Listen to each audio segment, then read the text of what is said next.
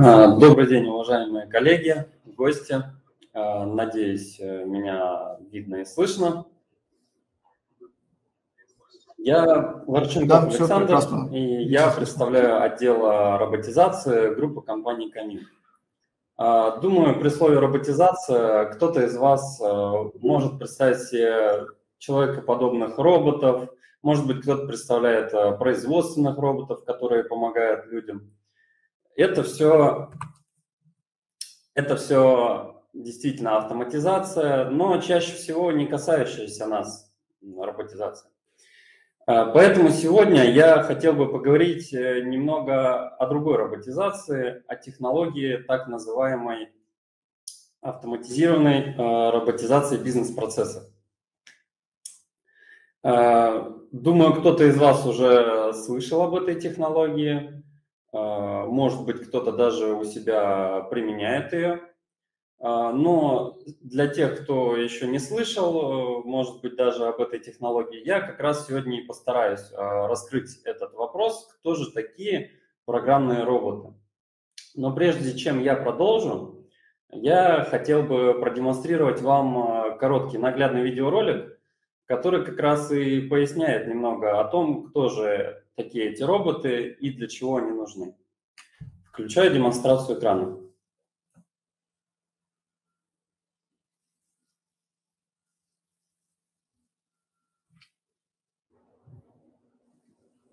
Так, сейчас видим видеоролик.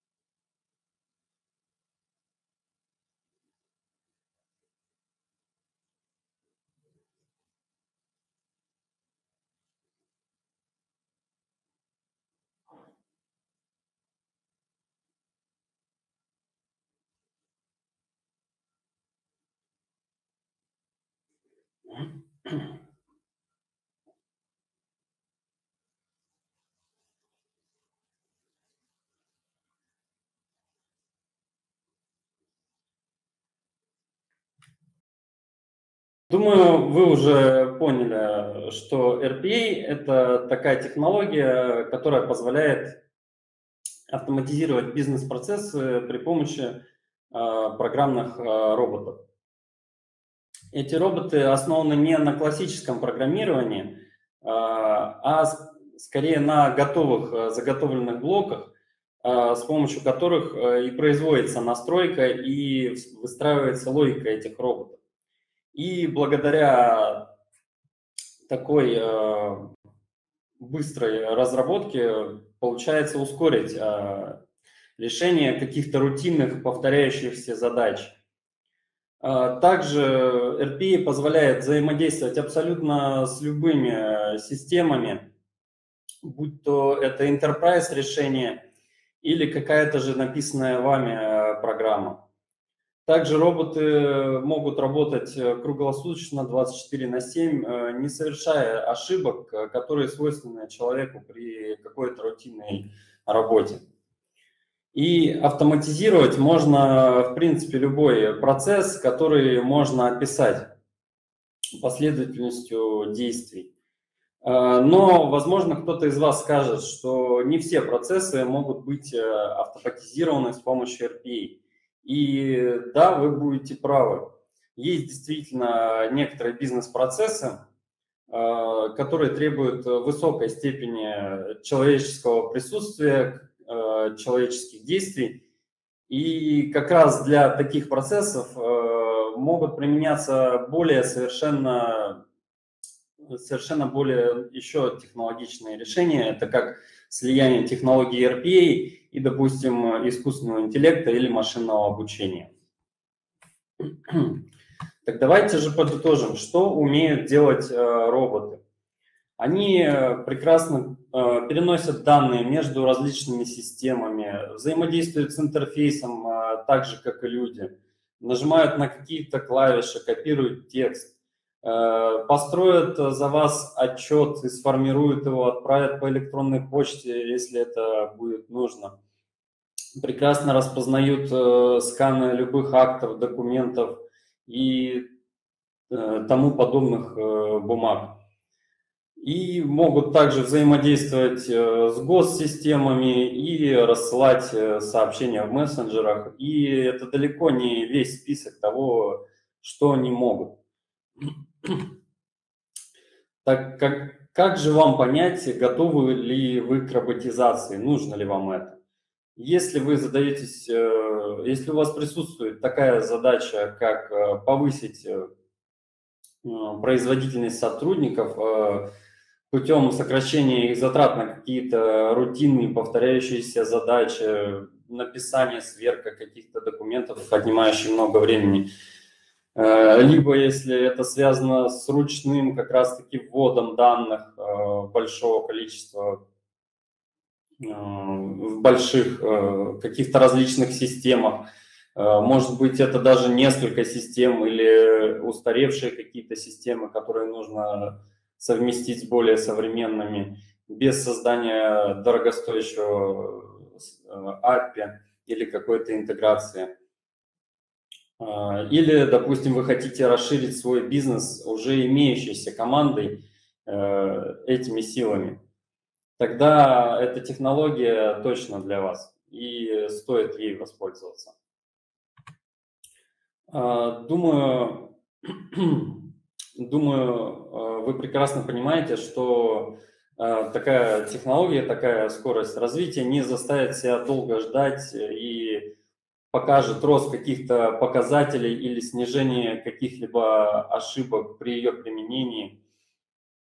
И исходя из этого, около 20% рабочего времени персонала, сотрудников, может быть высвобождено при применении данной технологии.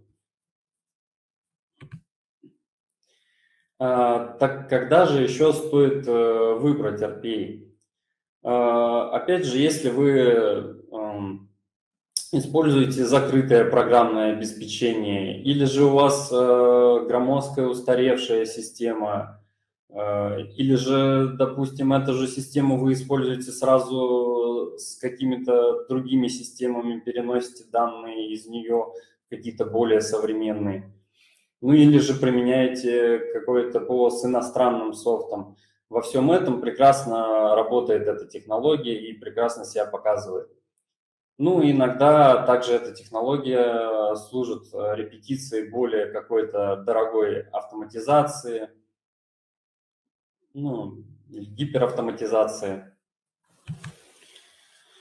У RPA обширная сфера применения, и я сейчас хотел бы привести буквально несколько примеров из таких сфер, как, например, обслуживание клиентов. Здесь можно упомянуть такую задачу, как обработка заказов и выставление счетов. Или, допустим, выбор подрядчика по совокупности критериев, которые вам необходимы. Допустим, мы все прекрасно знаем, насколько рутинна работа в финансах и бухгалтерии. Это сверка различных чисел, документов, счетов, которые занимают просто гигантское количество времени, банковских выписок. Или же кадровая сфера, прием на работу новых сотрудников, заполнение их анкетных данных. Или, например, анализ эффективности уже работающих сотрудников, как раз которые мы также автоматизировали себя. В продажах можно говорить о поиске и сборе и структурировании информации о клиентах.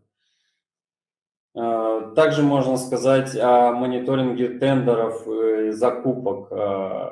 И мы, например, в компании уже не ходим где-то по площадкам, не торгуем. За нас все это делает робот.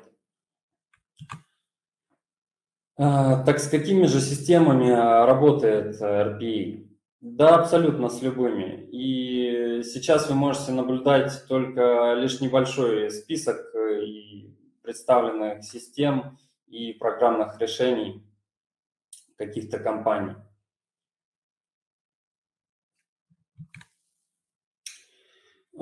Все прекрасно знают, как сейчас остро стоит вопрос с импортозамещением.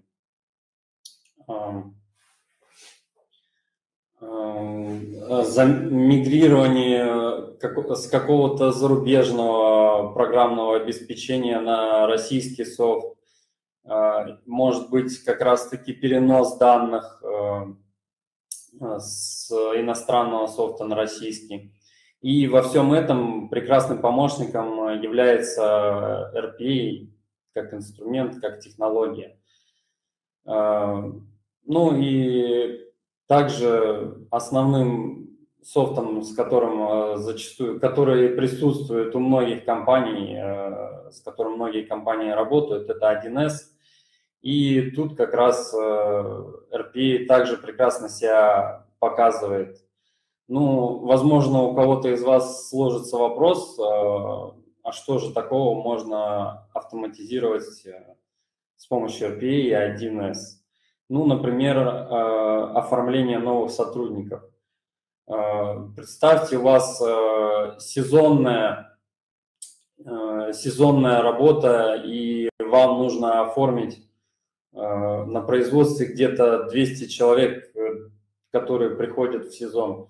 И каждого из них оформляет один, допустим, кадровик. Это очень много работы, это большой объем данных, цифр, и с которым человеку, при которой работе с этими данными человек будет попросту ошибаться, может ошибиться. А роботы не подвержены такому и работают по заданным алгоритмам безошибочно. Или же, допустим, документооборот. Ну, здесь я бы, наверное, рассмотрел такой пример, как обработка товарных накладных, как раз которую мы реализовывали в одной цементной компании, когда робот обрабатывает товарную накладную уже быстро и безошибочно, и делает это намного быстрее людей, занося эти данные, которые человек предоставляет на пункте, сразу уже по различным системам.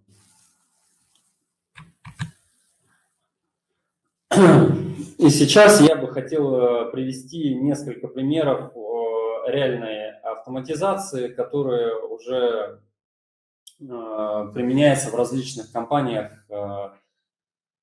такой как внесение кадровой информации в средства 1С. И здесь я бы хотел упомянуть, что при какой-то автоматизации возможно, что приходится создавать, унифицировать документы, приводить их к единому образцу там, где этого не было. Это может занимать, конечно, какие-то небольшие сложности, иногда чуть-чуть времени, но по итогу мы имеем прекрасный шаблон, который до этого не существовало, и по нему робот работает и прекрасно выполняет те действия, которые ранее выполнял человек. И на данном примере мы можем наблюдать, что внесение кадровой информации сотрудникам ранее занимало до 2 часов работы, как после итога автоматизации роботам это занимает не более 10 минут. И робот все так же обогащает систему, кадровую новыми сотрудниками и отправляет уже после своей работы кадровику отчет об ошибках или о проделанной своей работе. И как один еще из примеров, я бы хотел привести заполнение декларации 3 НДФЛ по уже имеющемуся комплекту документов. Это такой справки 2 НДФЛ, паспорта и договора. В данном кейсе используется компьютерное зрение, движок компьютерного зрения Яндекс.Вижн. На его примере будет рассмотрен данный кейс и та выгода, которую приносит. То есть после автоматизации мы получаем, что робот вместо 45 минут выполнения человеком обрабатывает один комплект документов за 4 минуты. Всего в месяц таких комплектов около 100. И время обработки одного комплекта и снизилось, и во времени, так еще и в стоимости, потому что здесь больше не нужно передавать на выполнение внешнему сотруднику данную работу. Здесь все автоматизировано в системе и обрабатывается роботом. И вследствие чего по итогу вы можете увидеть приличную сумму в экономии. Также упомяну такую боль, которая знакома, думаю, каждому. Это обработка почты, электронной почты, разбор каких-либо документов. И вот как раз на примере первичной обработки бухгалтерских документов с последующим занесением в 1С. Если ранее человек тратил 15 минут на то, чтобы занести какие-то пришедшие ему на почту документы, то сейчас робот это делает за минуту, и процесс полностью автоматизирован. Я рассказал вам о технологии программных роботов, а также у нас в компании много уже чего автоматизировано. И об этих реальных примерах расскажет вам следующий спикер Наталья Иванова. Добрый день, уважаемые коллеги. Хорошо ли меня слышно, видно? Если можно, плюсик в чат. Ага, отлично, спасибо. Я рада вас приветствовать на данном мероприятии, которое посвящено реальной автоматизации. Меня зовут Наталья Иванова, я руководитель линии консультаций, а также методист Центра разработки в группе компаний «Камин». Не работаю в отделе роботизации, но участвую в проекте по внутренней автоматизации нашей компании. У нас, как и у всех, полно рутинных бизнес-процессов, которые нужно определить, проинвентаризировав их, и, конечно же, максимально автоматизировать. Вот этим и занимаемся. И, собственно, автоматизация рутинных бизнес-процессов позволяет нам высвободить с вами самый главный ресурс – это время. А помогают нам в этом, конечно же, программные роботы. И сегодня я хочу вам рассказать и немножечко показать, каким образом эти рутинные процессы автоматизированы у нас. Мы уже автоматизировали порядка 20 процессов. Ну, конечно, все показать мне вам не удастся. Покажу наиболее интересные из них. Например, мониторинг задолженностей.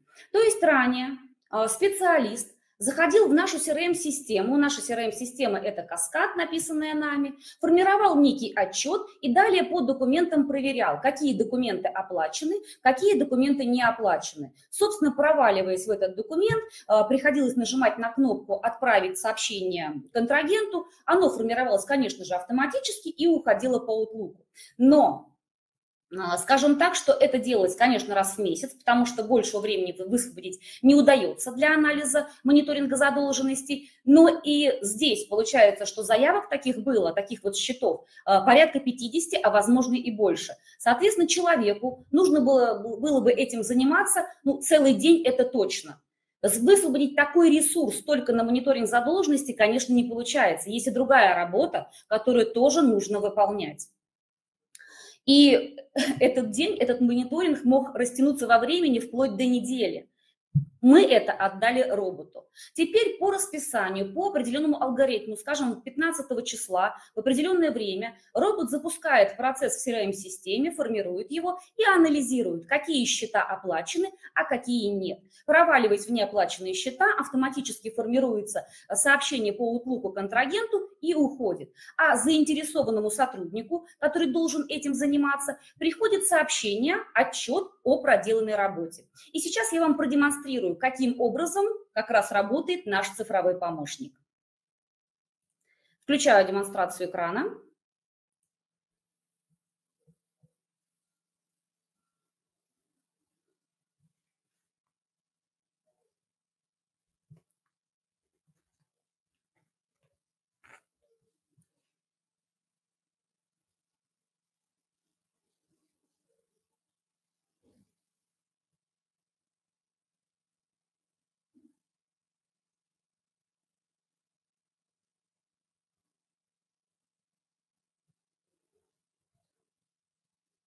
Я думаю, общий смысл показа был понятен. Я возвращаюсь на площадку.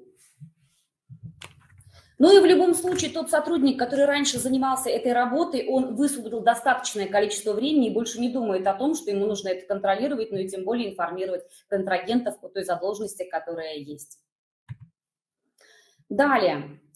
Для бухгалтерии нами автоматизировано уже 3 бизнес-процесса. Вы знаете, что финансы – это такая сфера деятельности, где максимальное количество вот этой вот рутины имеется. Что мы сделали у себя? Но прежде всего сверху выписок в CRM-системе, это наша CRM-система Каскад, и в клиент-банке. Эти данные необходимо сверять ежедневно. Раньше это было как? То есть сотрудник приходил на работу, запускал эту сверку, она у нас была в какой-то части автоматическая, но очень часто возникали, скажем, технические ошибки, или, допустим, например, по ошибке сотрудника распроводились какие-то документы в CRM-системе. Простите, вот сообщение в чате, что-то не видно или все хорошо? Все хорошо, продолжаем. Вот.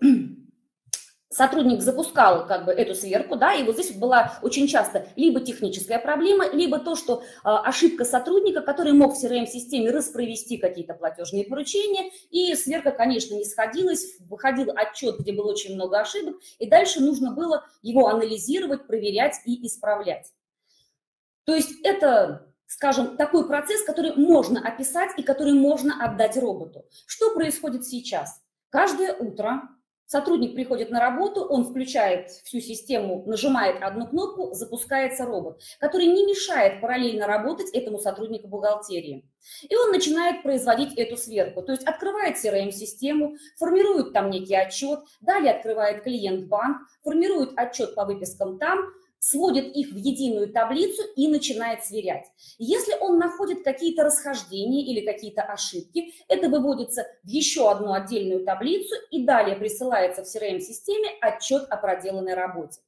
Данный процесс автоматизации тоже могу продемонстрировать вам. Такой маленький ролик есть. Все эти ролики мы вам предоставим в раздатке, и вы сможете потом более внимательно тоже их посмотреть.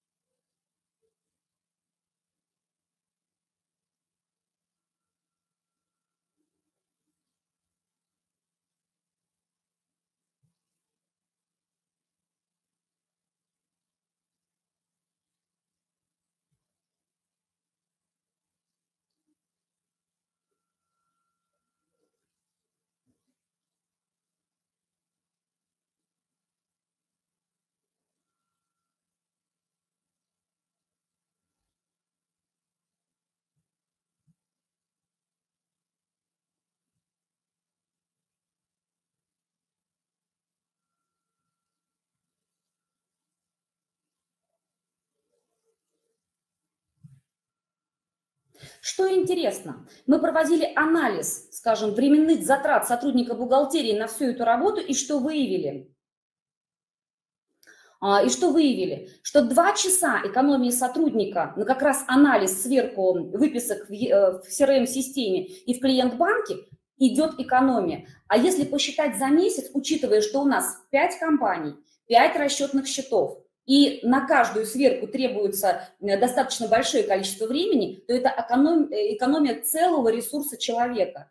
А это 50 тысяч зарплаты, скажем, бухгалтера, который мог бы этим заниматься просто весь месяц. Поэтому, конечно, робот нам очень экономит этот ресурс, время и сотрудника. И мы, собственно, и не берем человека на эту работу. Зачем? У нас есть робот.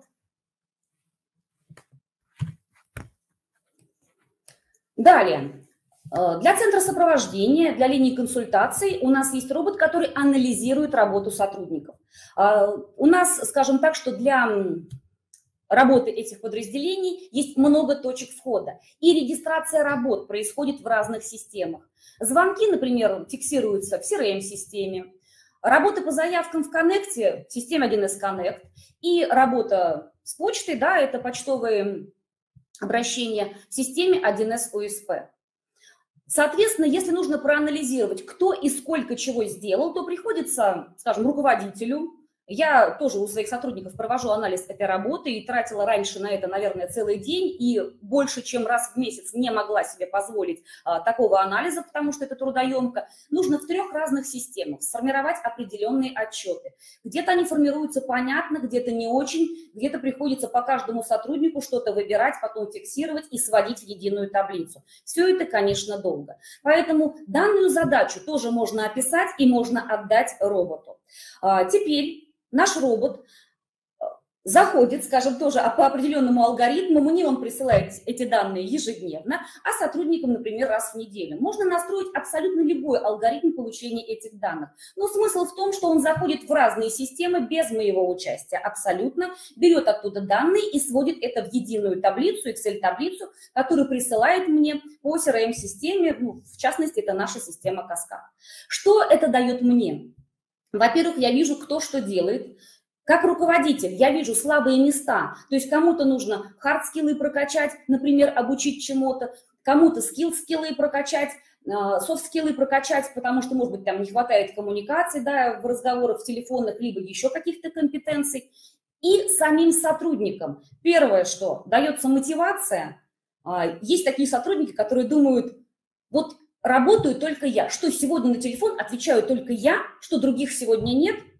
По отчету видно, оказывается, другие есть, и оказывается, ты ответил не больше всех. Плюс общий анализ работы. И здесь начинается некая конкуренция. Где-то хочется закрыть побольше заявок в Коннекте, где-то хочется ответить побольше звонков. Вот, и такая вот некая неденежная мотивация у сотрудников в отделе тоже срабатывает. Покажу тоже маленький ролик, каким образом работает у нас с вами данная технология.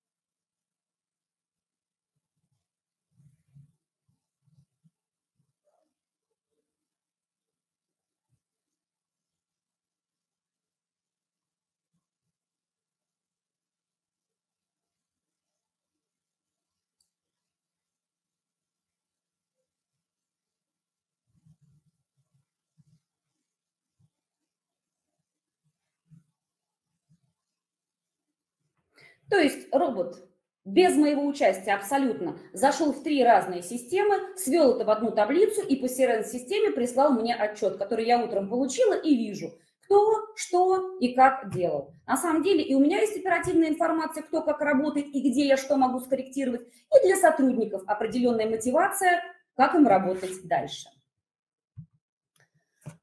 Очень прекрасный робот, которого я просто обожаю, это проверка опубликованных законодательных актов. Мы являемся разработчиками программного продукта, вы, наверное, знаете, у нас программы по расчету заработной платы, и, естественно, безусловно, они должны соответствовать полностью текущему законодательству. У нас есть методический отдел, методисты, которые, как правило, этим занимаются. Я один из методистов и тоже этим занималась раньше. Как это было? То есть каждое утро я должна прийти, проверить определенные сайты, где выпускаются законопроекты, где они проходят какие-то чтения, где они принимаются, поискать какую-то интересную информацию, может быть, там постановление Конституционного суда или письма ФНС, или что еще-то либо, да. Но, понятно, нужно сделать это каждое утро, но не всегда есть такая возможность, поэтому можно забыть это сделать. Где-то что-то отложить и потом не вернуться к этому, а, соответственно, потом своевременно что-то не учесть и не внести. Конечно, такого не происходило, чтобы своевременно не внести, но риск такой есть. Поэтому эту мы отдали задачу роботу. И вы не представляете, как замечательно он работает. Он запускается каждое утро, ищет, какие законопроекты опубликованы, какие прошли какое чтение, что принято Советом Федерации. И потом еще дополнительный робот смотрит, что будет опубликовано на порталах, скажем, да, там, законодательной власти. И мне, как только что-то происходит, не каждый день, не отвлекая меня от работы, то есть пустого нет, а только тогда, когда что-то произошло, приходит некий отчет со ссылкой на нужный закон, на нужный этап прохождения этого закона, и я всегда обладаю оперативной информацией, мы можем своевременно зафиксировать некоторые предложения, которые потом в дальнейшем вносятся во все наши программы. Тоже вот прекрасный робот, который максимально облегчает вот эту работу поиска, на которую действительно тратится много времени. Там не забыть по каким-то сайтам, ссылкам пройти. Все это он сделал за меня, а мне только прислал отчет. Все самое интересное я просмотрела и зафиксировала задачу для центра разработки. Далее. Все вы скачиваете релизы 1С, да? Все мы обновляем программы и занимаемся скачиванием релизов. Поэтому есть такая задача, как мониторинг обновлений и скачивание опубликованных релизов по программам 1С. Причем не только по программам, но и по платформе, по стандартным библиотекам конфигураций и многое другое. Собственно, ранее за это у нас тоже отвечал человек. Но, конечно, это было на каком-то уровне автоматизировано. Человек заходил в нашу CRM-систему, нажимал определенную кнопку, что вело на сайт обновления 1С и скачивало нужное обновление.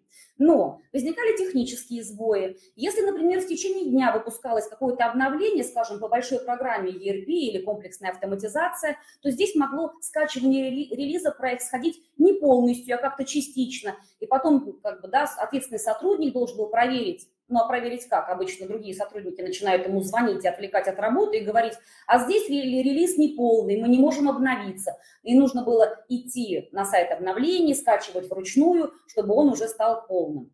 Либо по платформе. Могло выйти за один день, скажем, 3 релиза. Наша автоматическая система скачивала только последний. И дальше опять начинаются звонки ответственному специалисту. А где вот этот предыдущий релиз взять? И вот он должен опять пойти, вручную скачать и предоставить нужным специалистам.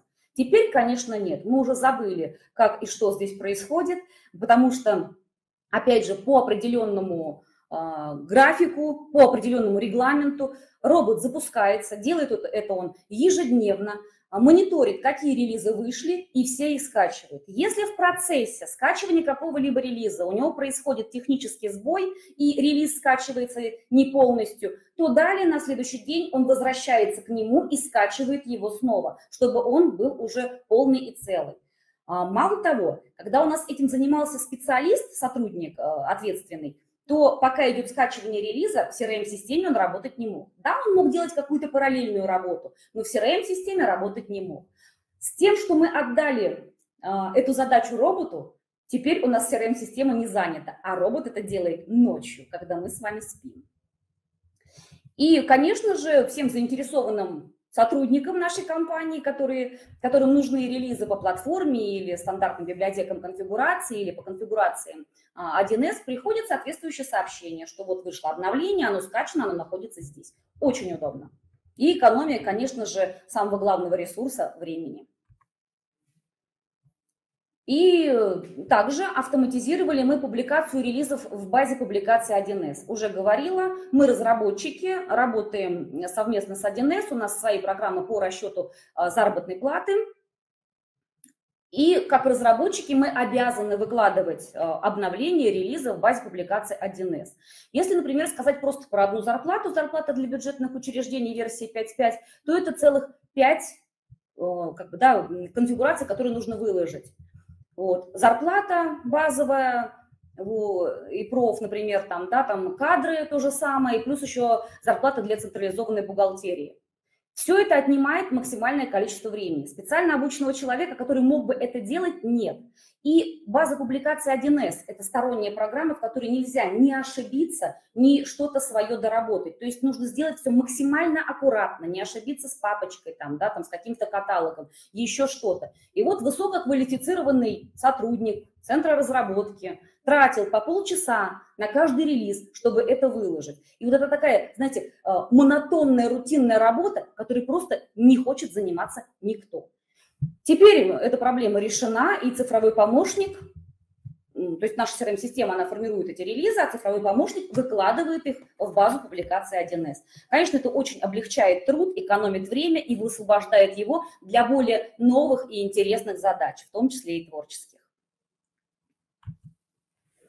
Как вы видите, от технологии работы RPA одни только плюсы и выгоды. Это, конечно же, повышение эффективности процессов за счет сокращения времени на их выполнение. Это возможность работать 24/7, потому что массу вот этих процессов мы можем отдать и запрограммировать на робота, чтобы он это делал ночью, скажем, или когда все не работают, чтобы другие системы у нас всегда работали правильно и хорошо. Это минимизация ошибок и риск возникновения каких-то ошибок и много-много других очень хороших выгод от этой технологии. Если вам это интересно, если есть вопросы, вы всегда можете к нам обратиться, и мы с удовольствием вас проконсультируем. Телефон, электронная почта на экране. Пожалуйста, обращайтесь. Чем можем, обязательно вам поможем. У меня все. Спасибо за внимание.